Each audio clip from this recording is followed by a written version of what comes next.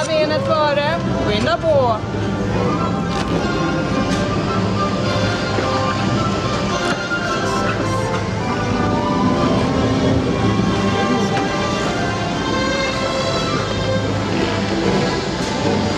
Alright, so unfortunately here's where we're going to turn the cameras off, and I'll let you know when we can take some more photos later on in the exhibit, okay? Yeah. Stäng av. There were several buttons some were electronic, some were just models that were used, so the actors would make those themselves. This one is one of the animatronic ones. It's obviously not working because it's not plugged in, but this one actually has over 10,000 hand-painted feathers on it that were painstakingly glued in one by one. So this was one of the animatronic ones.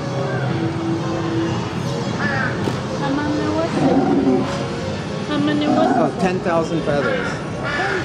Yes, and they're all painted by hand. Yeah, they were all white feathers, and they had to paint them gray. They had to paint them just right.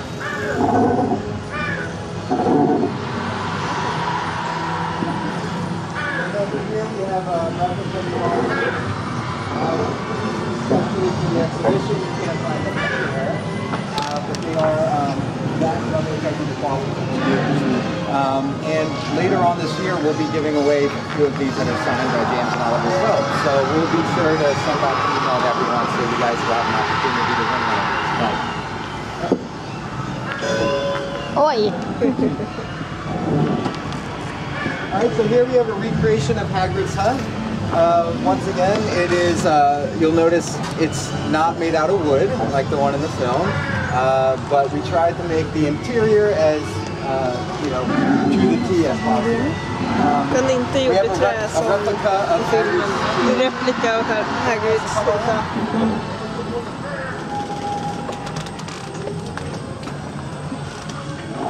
So here we actually have Hagrid's costume. As you notice, he was a half giant. So they actually had a 7-foot tall actor wear this, and Robbie Coltrane, the actor who played Hagrid, they made a mold of his head, and the actor put it on top of his head and would walk around in this costume for the faraway shots. It's pretty incredible to see the shoes and everything, just how big this was. And behind you, you'll notice the Monster Book of Monsters. That's probably one of my favorite props in the entire exhibit.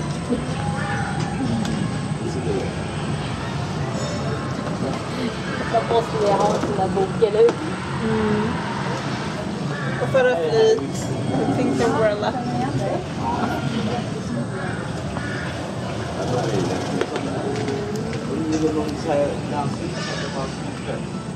So you notice, you smell that? Inside our exhibition, we have everything from lights and sounds, but in here you'll notice there's actually a smell of moss. So we have a scent machine that makes that earth smell.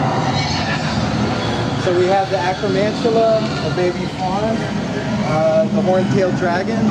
This was an actual model that they created, so the artist who did the CGI for the film would know how to paint it, what colors to make it. So this was actually one of the models created by the filmmakers that they could then scan in for the actual filmmaking. It's not animated? No, not this one. This was made specifically for the artists who were designing it on the computer. Excuse me. Yes. Those two figures there, are they giants or? Yes, those are the centaurs. Yeah.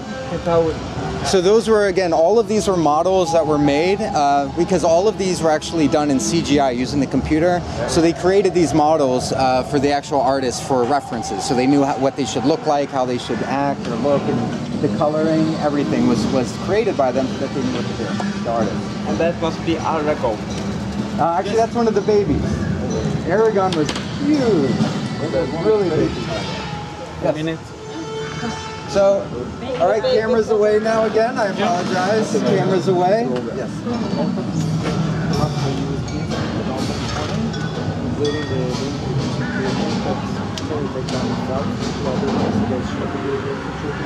We're going up there right now. At 1:30. All right, 2 o'clock. Yeah, 1:30. 1:30? Yeah, after the round. All right, so in here we have Dark Forces. I'm sorry, can you put the camera away? Is that camera? No. Jag hörde inte. Can you put the camera away? I'm sorry. Yeah. Du får inte filma nu. Det här är sånt där serverar sig i godisaffären. Godisaffärer? Ja.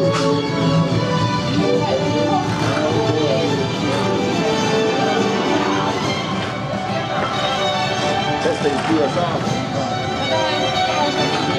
As you'll notice, actually see it. It's not invisible, but this is one that they knew. They had two models of it. One, this is one. The other one had a green screen on it. It was made green, so when they filmed it, they could, you know, drop in the color over it.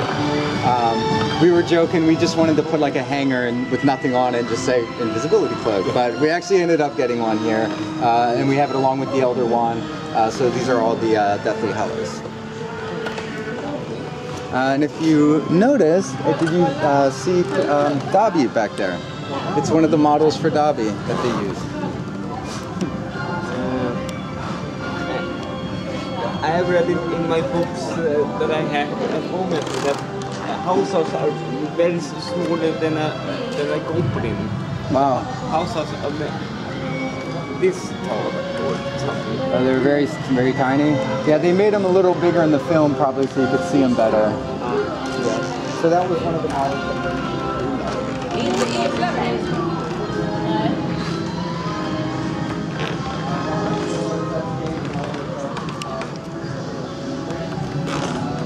Phoenixen. Phoenix. Phoenix. Over here we have the Sword of Gryffindor as well. And the costumes that were worn by the main actors during the Battle of Hogwarts. This is right here is Neville Longbottom's costume. You can see some of Nagini's blood on his collar still when he cut him.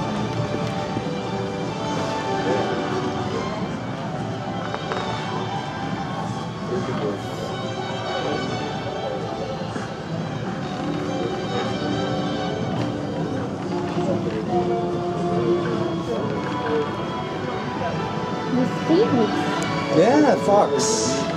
Yeah, this is another one of the animatronic models. They only used this one in the first film, the first two films before it went fully CGI. But yes, this one was used in the first film, and he was animated, animatronic. Okay. So that concludes the exhibition. We exit here, and there is a full retail shop. But we are going to go straight to meet James and Oliver Phelps. You'll be able to ask some questions. I'm also going to introduce you to our head of creative, who actually designed the entire exhibition with the filmmakers. He spent months in England at Leavesden Studios with all the filmmakers to make this, you know, every detail, laid it out, choosing props and costumes. So he's got some great stories about that. And James and Oliver will be here to talk to you guys as well. And also, I will be getting everyone's contact info if we don't already have it. I believe everyone RSVP'd for this with Sophia. So we will add you guys to the list. So if you want to come back tonight at 7:30, you can go through the exhibition again. Okay, at your own time. At 7:30. Yep. Okay. Yep. All right. Nej, det gör vi inte. Det tycker jag. Vi ska träffa utställningsmakaren och... Nej, men